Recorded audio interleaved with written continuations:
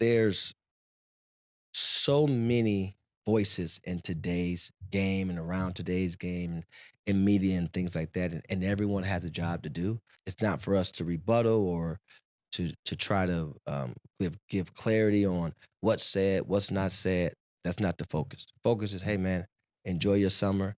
But my thing is just continue to find your joy. You can't go out here and try to prove everyone wrong or you know align with or wanting to make sure that everyone is right. The critique is going to be the critique. When you think about the Lakers moving forward, how much should LeBron be part of their plan? Well, he's on the downside of his career. It's Luka's team going forward. LeBron's such a great player, he can play without the ball because Luka has to have the ball to be successful. So that's why it worked. But hey, they got bigger problems than those guys. They got to worry about the Oklahoma City Thunder, the Houston Rockets, and the Denver Nuggets. Again, there's something that's unusual here, and it's just unusual for LeBron to be in this spot, Dan. He has signed 9 contracts in his illustrious career. 8 of them have had player options in them. Not once in the 8 years has he ever taken, or the 8 times has he ever taken that player option. He has always opted to sign a new contract. This is the first time in 23 years he's ever been on a contract that is in its last year, and so that is a unique position. LeBron James, though, on the other hand, he's at the point of his career, 40 years old, going to be 41. He wants to play for a championship next season. He's made that abundantly clear. His agent, Rich Paul, told me that very directly. Like, he wants a realistic chance to compete for a championship. And so no matter if he has 1 year left, 2 years left, or 3 years left, he wants to be in that mode. And he feels clearly that the Lakers are more in a futuristic mindset. I really think there will be some hard conversations eventually that'll need to happen there. We've got breaking news, as LeBron James and the Lakers are running it back for at least 1 more year. According to Shams, the King has opted into his player contract for the upcoming season, set to collect over 50 M's in Los Angeles, which means King James will officially set the record with his 23rd season in the NBA, and the Lake Show of LeBron and Luka get another shot at a chip.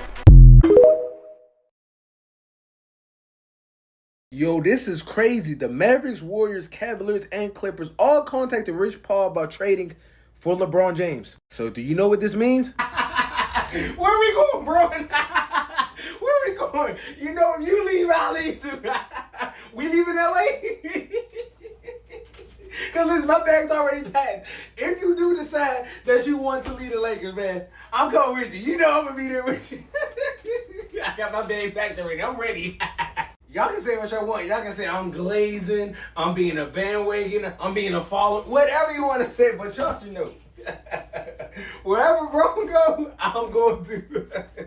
Bro, we waiting on your decision. If you want to stay, of course, we'll stay. But if you want to leave, our bag's already packed. I got my Air Force Ones, I got my jersey on my shoulder, I'm ready. Like, it's up to you, bro. It's up to you. And I already know some of y'all about to be in the comments talking about, I thought you was a Lakers fan. I thought you was rocking with the Lakers. Well, I was only rocking with the Lakers because Braun was over there. I'm going to keep it a buck. I ain't going to try to sugarcoat it. I'm going to keep it a buck with y'all. I was rocking with LA because Braun went to the team. Simple as that. I'm not a Lakers fan. I'm a Braun fan. It's that simple. It's that simple.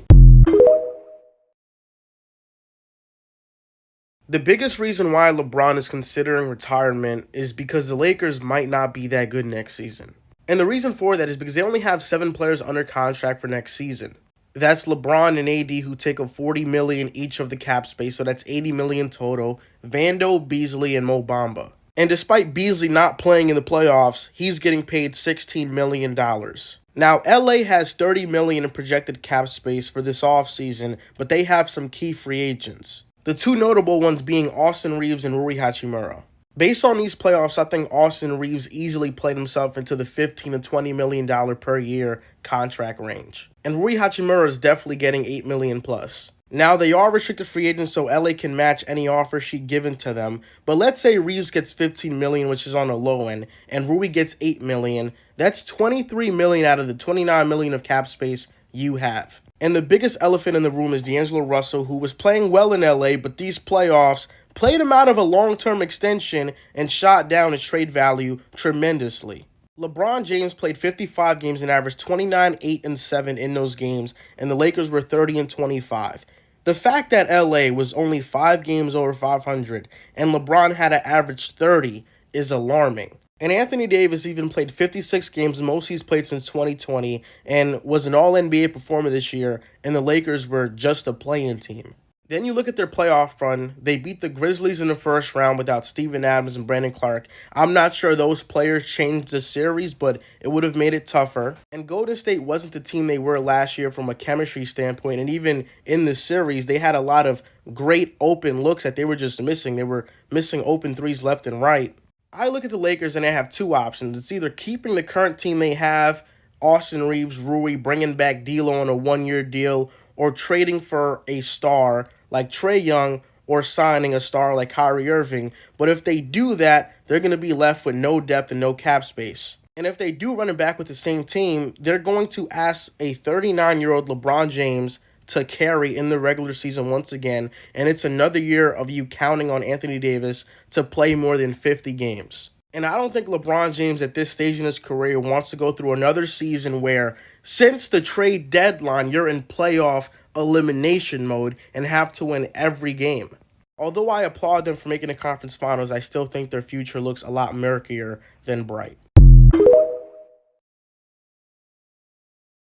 What the fuck? LeBron James has officially demanded a trade from the Los Angeles Lakers, and he came out with a list of 3 teams that he wants to be traded to. The first team that LeBron wants to be traded to is the Golden State Warriors, and a potential package that could make this happen would be LeBron James getting sent to the Warriors in return for Jimmy Butler and Quentin Post. This would create a super team of LeBron James, Steph Curry, and Draymond Green. Now, the second team that LeBron wants to be traded to is the Dallas Mavericks. Something that could get this done would be sending LeBron James to the Mavericks in return for Daniel Gafford, PJ Washington, Najee Marshall, Caleb Martin, and a 2029 first-round pick.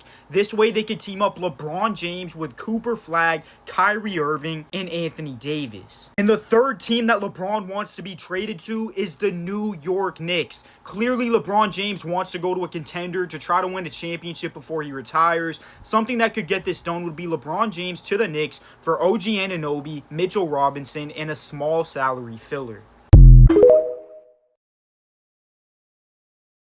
LeBron, please leave. Breaking news. All signs point to the Lakers moving on from LeBron James starting in the spring of 2026. Thank you. Fuck the Lakers. Fuck Rob Pelinka, Jeannie Buss, everybody involved. If y'all about to sit here and say fuck you straight to LeBron's face after he made y'all franchise relevant again, got your franchise a ring, and this year y'all want to treat the king? Good, because Bron is coming back home to Cleveland. We're winning number 5, and the Lakers gotta have Luka Doncic, so y'all should be good. He won't have no help around him. Did y'all not forget Rob Pelinka don't know how to build championship teams? When he finally had one, once in a lifetime opportunity, the very next season, he fucked it up. Y'all already know my bag's been packed. I don't want Bron here. I need Bron gone. He's way better on my Knicks, on the Mavericks, as a Cavalier. Golden State Warriors go help out Curry, anywhere besides the Lakers. And at this point, they saying fuck you to Bron. Bron say fuck you back and join the Flippers. Harden, Kawhi, Bron, I'm jacking that. But once again, wherever Bron goes, Keys goes, y'all already know. So Rob Pelinka and Jeannie Buss, get rid of Bron if you want. Your franchise will be back to being irrelevant. Nobody would give a fuck about the Lakers go. He win the chip.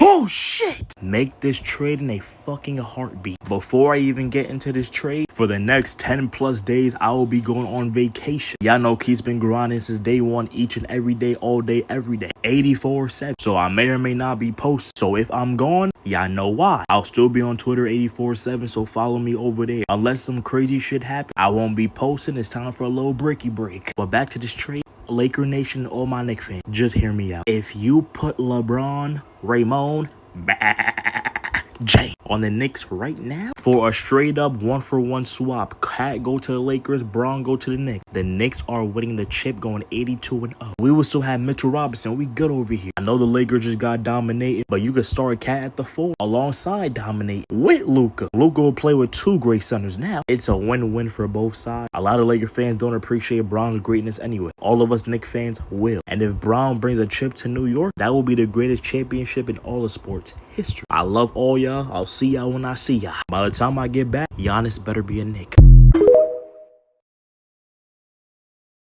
So LeBron revealed the real reason he went to the Cavaliers facility. But the crazy part is, 3 other teams have already tried to trade for him, and an NBA executive just leaked where he will play next season. All right, this month, James finally hooped for the first time in 56 days. And somehow, he's going viral for everything except basketball. Turns out he's been dealing with a serious MCL injury that had him sidelined for 8 weeks. Here's where it gets wild, though. Right after finishing rehab, Bron took a trip to Cleveland, which at first seemed like a quick trip home. Then boom, a few days later, he was spotted at the Cavaliers facility training with their summer league rookies. Shortly after, an NBA exec revealed where he's gonna play next year. Obviously, Cavs fans ran with this evidence, and it went so far that the King himself responded. But after hearing it, I'm taking Cleveland's over with or without him on BetUS, where you can get 125% on 3 deposits up to $2,000. Go check out my link. LeBron said, I've been at the Cavs facility every year since it was built. I still live here and want to train there. But this is the craziest part. His agent, Rich Paul, says 4 teams have already called about trading for LeBron. Based on reports, it can be assumed those franchises could include Cleveland, New York, Golden State, and Dallas. However, an NBA executive says that $53 million player option comes with consequences. It's impossible for the Lakers to find a trade they like. Therefore, next season, Bron will be stuck in LA. To find out his next move, though, hit that follow button. No. LeBron's about to retire. Breaking news, LeBron James has officially stepped foot on the fucking golf course. For those y'all who don't know what the fuck this shit means, there's only 2 people who step on the golf course. Golf players and retired or soon to be retired athletes. LeBron, please. I'm not ready for this. Nobody's ready for this. You've been holding down the NBA for over 2 decade. All these casuals who say you only have 2 years left, 1 year left, they don't know shit. Nobody knows you more than me, Bron. You can play until you're 63 years old. You're still averaging 25, 8, and 8. And that's because you're a past first player. You can average 30 plus. LeBron, I know Rob Pelinka is the worst GM of all time. I know Rui Hachimura fucking sucks. I know Gabe Cardio cannot do shit basketball related. And I still question to this day how Jared Vanderbilt made the NBA. I know this Laker roster as of right now is still dog shit, don't get me wrong. Thug it out for 1 more year. Return back to Cleveland next year. You'll have Donovan Mitchell, Cleveland on your back, and go win 1 more championship for the culture. I love you, Bron. There's a new Big 3 in Los Angeles. We've been waiting and waiting for Rob Pelinka to find the Lakers starting center, and today, they got their guy. Obviously, I'm joking when I call this a Big 3, but in reality, for the Lakers to not have to give up any assets to sign a guy like DeAndre Ayton is a win move. This is a low-risk, potentially high-reward move. Ayton's already making $25 million from the Blazers, and the Lakers are only giving him a 1-year commitment worth $8 million. We still have one important piece of information we don't know anything about yet. Is this enough to keep LeBron James happy? Today, Bronny said this to the media. He said LeBron doesn't discuss his future with the Lakers and just tells him to ignore the rumors and not worry about it. Now, of course, Ayton comes with other concerns. This was posted by The Athletic just a few days ago. Part of the reason why the Blazers bought him out: showing up late to team flights and practices, skipping rehab sessions, slamming chairs when being subbed out of games, throwing tantrums. But now he's going to be playing for a new salary with a larger microscope than ever before in his professional career, and I think he's going to play well for them. But personally speaking, I don't think this is going to be enough to keep LeBron happy. Now, we heard yesterday that the Lakers have discussed trades for Nick Richards, Rob Williams, and Yves Missi. could they still be in the market for another center to go along with Ayton? Because as it currently stands, their backup centers are looking like Christian Koloko and Trey Jemison. So Ayton alone is not going to be enough. And also, what does this mean for Al Horford? He was linked to the Warriors or the Lakers or retirement earlier today. And the other big domino that's going to come out of this move, where does Indiana go now? They lose Miles Turner. They lose the Ayton sweepstakes if they were even involved in it to begin with. Are the Pacers going to bring back Thomas Bryant to be their starting center this upcoming season? Also, I know they weren't interested in Ayton, at least formally, but what are the Boston Celtics going to do at starting center next season? Did the Lakers improve today? Yes. Did the Lakers improve enough in the offseason so far to contend with the likes of Oklahoma City, Denver, and Houston? In my humble opinion, no. If this is the Lakers roster heading into the upcoming season, what seed do you predict them to finish with?